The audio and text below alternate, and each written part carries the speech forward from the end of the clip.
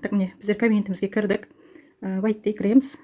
Кіргеннен кейін так жоғарыда міне лупа тұр да, вот лупаның үстін басамыз.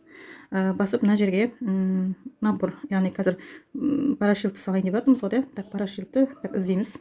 Так, міне шықты. Үстінен басамыз. Вот ішінде 5 өнім бар. Аламыз да.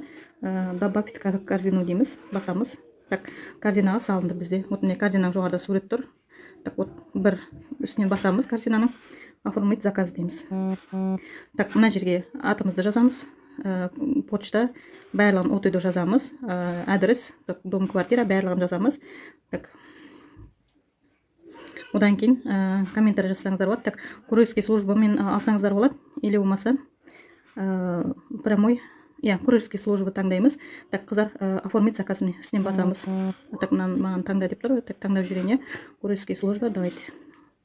Так, енді оплата при получении дейді, или болмаса картамен төлесек болады, Так, картамен төлеймін қазір. Так, оформить заказ кетті, товар кетті. Вот, енді мына жерде оплатикті басамыз. Яғни біздер Каспий Голдқа барамыз ғой, қыздар. Каспий Голдта оплата в интернетте деген болады. Сол жерден доступты ашуымыз керек. Мен барлығын толтырамыз осы жерге. И мына жерге арттағы карточканың артындағы 3 цифр соны жазуымыз керек, қыздар. Соны жазғаннан кейін мына жерде телефонды дұрыстап жүрейік. Болды. Осылай үстінен оплатикті басамыз, яғни карточкадан оплата төлейтін кезде лимит ашып жүріңіздер, қыздар. Оплата в интернетте деген мой банктың ішінде тұрады. Лимит ашасыздар, төлейсіздер, қайтадан закрыть доступ деп жауып тастасаңыздар болады,